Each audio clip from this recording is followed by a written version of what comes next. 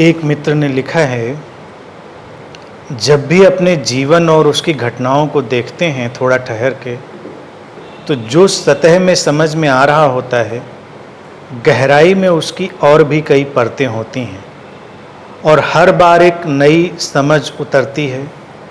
अगर और गहराई से देखा जाए तो उसको किसी भी शब्दों में या विचारों में समेट पाना असंभव जान पड़ता है। ऐसे में उसे अपने जीवन की घटना कहने में भी संकोच होता है, क्योंकि उस एक घटना में इतने पात्र शामिल होते हैं कि उन पात्रों में हम भी बस एक पात्र ही हैं, बाकी घटना तो विराट ही होती है, ऐसा लगता है। कृपया कुछ कहें।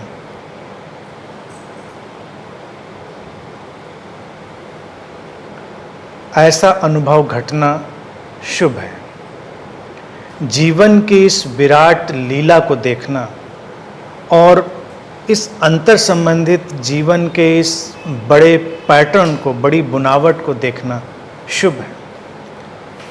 जिस किसी भी सीकर, मेडिटेटर के भीतर ये समझ उतरती है कि जीवन की कोई एक परत नहीं है, परत दर परत जीवन इस तरह से आपस में गुथा हुआ है कि हमारी पकड़ में नहीं आ सकता, तो इसका सीधा सा मतलब यही, प्रैक्टिकल मतलब साधक के लिए निकलता है कि जीवन को निश्चित डेफिनेट फ्रेम्स में, ढांचों में ढाला ना जाए। यानी कि बातों के बड़े निश्चित उत्तर ना दिए जाएं कि ऐसा है या ऐसा नहीं है। तमाम मौक़ों पर हम खामोश रह सकते हैं, जीवन ज़्यादा सहज हो जाएगा। और जीवन को अगर समझना है तब भी हमको यही इंसाइट लेनी पड़ेगी कि जो समझ अभी तुम्हारे पास है वो अंतिम नहीं है और आगे कोई नई परत भी खुल सकती है। इस तरह से देखें तो कितना खूबसूरत है। फिर अलग अलग परत को देखते हुए लोगों की अनंत श्रृंखलाएं हैं। इतनी बात अगर किसी साधक को समझ में आ जाए तो जीवन से कितना कॉन्फ्लिक्ट निकल जाएगा, द्वंद्व निकल जाएगा, जीवन से कितनी परेशानी निकल जाएगी। जीवन की अनगिनत यानी अनंत परतें हैं और उन अलग अलग परतों को देखते हुए अनंत लोगों की अनंत श्रृंखलाएं।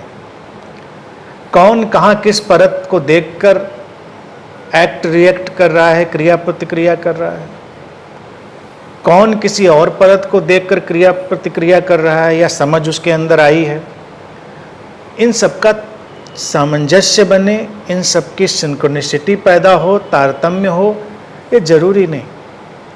हाँ, एक तारतम्य है कि अगर इसको जान लिया जाए कि ऐसा होता है तो आप सहज रह सकते हैं।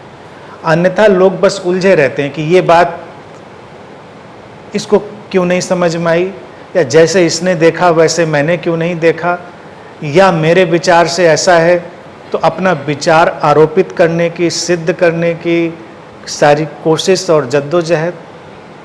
व्यक्ति का जीवन तो इसी में उलझ के रह जाता है और हम अपनी ही समझ को अंतिम कहाँ कह पाते हैं। ये प्रश्न या अनुभूति जो भी है वो यही तो कह रही है कि एक परत पर देखते हैं तो कुछ और जान पड़ता है, किसी और परत पर देखें, किसी और गहराई में उतरें तो कुछ और जान पड़ता है। मायने बदलते चले जाते हैं। बचपन से लेकर उम्र के बढ़ने तक हम जो कुछ सीखते हैं, समझते हैं, अगर उसको ही देखें, हमने जो देखा था, कभी पढ़ा था, कभी सुना था, किसी भी उम्र के मुकाम पर हमने जो कुछ भी देखा या समझा था, सुना था, जैसे जैसे हमारी परिपक्वता बढ़ती है, समझ बढ़ती है, उसके मायने बदलते जाते हैं। तुम एक किताब की ही बात अगर ले लो, मान लो उसको तुमने उम्र के अलग अलग मौक़ों पर पढ़ा हो और अपनी परिपक्वता के अलग अलग मौक़ों पर पढ़ा हो, तुम्हें अलग अलग बातें समझ में आएंगी। यानी किसी बात का एकदम से निश्चयात्मक अर्थ होना, डेफिनेट मीनिंग होना संभव नहीं होता। वो सब विकासमान है, विकसित होती हुई व्यवस्था है। इसीलिए अक्सर मैं सीकर्स को सुझाव देता हूँ कि जिन धर्म ग्रंथों की बात होती है, शास्त्रों की बात होती है, जिन पर लोग बड़ी अपनी श्रद्धा रखते हैं, उनको एक खास अवस्था में ही पढ़ा जाना चाहिए जब व्यक्ति के अंदर निश्चित किस्म की परिपक्वता आ गई हो। अन्यथा अगर वो अपने कच्चे मन में उनको पढ़ेगा और सुनेगा तो उनसे कच्चे अर्थ निकालेगा, और फिर कच्चे अर्थ उसके ऊपर इस तरह से हावी होंगे कि कभी वो वास्तविक अर्थ तक जा ही नहीं पाएगा। सारे धर्मों की जो विभीषिकाएं हैं वो यही हैं कि कच्चे अर्थ वाले लोग गुरु भी बन जाते हैं, वो उसी ढंग से उनको इंटरप्रेट कर देते हैं, उसी ढंग से उनकी व्याख्या कर देते हैं, लोग उनको ग्रहण कर लेते हैं और फिर वो वास्तविक अर्थ तक कभी जा नहीं पाते। अब अर्थ उसका कच्चा और पक्का कैसा है, कई बार तुमको लगे नहीं बात तो बहुत बड़ी इसमें इंटरप्रेट करी गई है, तो ये कच्ची कैसे हो सकती है। जो अनुभव से ना निकले, जो तुम्हारी अपनी गहराई से ना निकले, वो कच्चा ही है, तुम्हारे लिए उसका कोई मायने नहीं है। तुमको वो कितना भी इम्पोर्टेंट जान पड़े, महान जान पड़े, लेकिन उसमें तुम कुछ नहीं कैच करते, तुम्हारे लिए उसमें कोई चीज़ निकलती नहीं। तो अपने जीवन को जीने की भी यही प्रक्रिया होनी चाहिए जो इस प्रश्न और अनुभूति में है कि आज जो जाना है कल उससे कुछ भिन्न भी जाना जा सकता है, और हमारी समझ कंप्लीट हो, टोटल हो, ये कोई ज़रूरी नहीं। कितनी आसानी है किसी से भी बात करते समय। तो मैंने तो हमेशा यही सजेस्ट किया है कि जब भी आप अपनी कोई बात किसी से कहें तो इतना ज़रूर ऐड कर दें कि मेरी समझ से, और एक और उसमें अगर बात ऐड कर लें अब तक की मेरी समझ से, तो और आसान हो जाएगा। अब हर बार अगर ये बोलने में असुविधाजनक लगे तो इतना अपने अंदर ही बोलें कम से कम कि अब तक की मेरी समझ से मुझे ऐसा लगता है जो मैं बात कह रहा हूँ। बिल्कुल निश्चयात्मक ना कहें कि ये ऐसा है। आप कैसे कह सकते हैं? कल को बात बदलेगी, समझ बदलेगी, आपके तौर तरीके बदल जाएंगे। और फिर जो पात्रों की बात करी है वो भी रोचक बात है कि जब हम बहुत उथली परत से देखते हैं तो सब बड़ा अलग थलग जान पड़ता है। लगता है कि जैसे हम एक अलग इंडिविजुअल एंटिटी हैं, आइडेंटिटी हैं, इकाई हैं, और सब हमसे ही चल रहा है या हमारे लिए ही जैसे सब चल रहा है, सारा उलझाव सुलझाव सब हम पर ही निर्भर है। हम बहुत बेचैन होते हैं, बहुत परेशानी में पड़ते हैं। हम और गहरे उतरते हैं तो हमारे होने की एक घटना में इतनी घटनाएं शामिल होती हैं कि हम हैरान रह जाते हैं कि अगर उतनी घटनाएं, उतने पात्र शामिल हैं तो निश्चित ही मैं भी तो एक पात्र ही मात्र रह गया। इतना ज़्यादा बोझ और इतना ज़्यादा वजन अपने ऊपर डालने की ज़रूरत क्या है। जैसे सागर की सतह पर लहरें हैं तो हर लहर का अलग अलग व्यक्तित्व और स्वरूप हो सकता है। थोड़ा सा गहराई में जाएं तो सागर ही सागर है, उसी से उठी हुई अनंत अनंत लहरें हैं। सागर और लहरों की बात तो समझ में आ जाती है, लेकिन जब व्यक्तियों की बात आती है तो इसमें कई बार लोग उलझ जाते हैं। तब उनको नहीं दिखता कि हमारे पीछे भी चेतना का एक सागर है जिससे अलग अलग अभिव्यक्तियां हुई हैं, अलग अलग एक्सप्रेशन हैं, और हमारे एक घटनाक्रम में इतनी घटनाएं शामिल होती हैं, इतनी प्रक्रियाएं, इतने पात्र कि हम अपने को अलग कहाँ रखें। यानी कि अगर ये ना हुआ होता तो वो ना हुआ होता, वो ना हुआ होता तो ये ना हुआ होता, तमाम चीज़ें।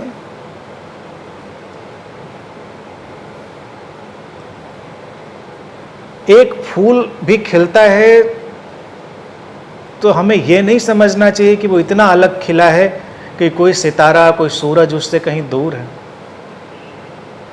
जुड़े हुए, वे एक दूसरे की गति दे रहे हैं। कुछ भी जीवन में इस अनंत श्रृंखला से अलग नहीं है। कई बार उस श्रृंखला को अगर हम हटा दें तो सब छिन्न भिन्न हो सकता है। इस पर कई ध्यान प्रयोग भी हैं, मैंने भी एक ध्यान प्रयोग इस पर लिया था, और बुद्धा ने इसको बहुत खूबसूरत ढंग से रखा था कि आप एक फल भी अपने हाथ में लें और खाने से पहले उस पर ध्यान करना शुरू करें। ये कैसे आपके हाथ में आया है उसके पीछे लौटना शुरू करें। जैसे जैसे आप उसके पीछे लौटेंगे आपको अनंत श्रृंखलाएं दिखाई देंगी। आपको अंत में यही दिखाई देगा, एक छोटा सा साधारण सा फल भी जो आपके हाथ पर आया था, पूरा अस्तित्व ही उसमें शामिल था। तो आपके हाथ पर पूरा अस्तित्व ही रखा हुआ है। बीच की श्रृंखला में एक भी कड़ी अगर तोड़ दी जाए तो वो फल आपके हाथ में नहीं हो सकता था।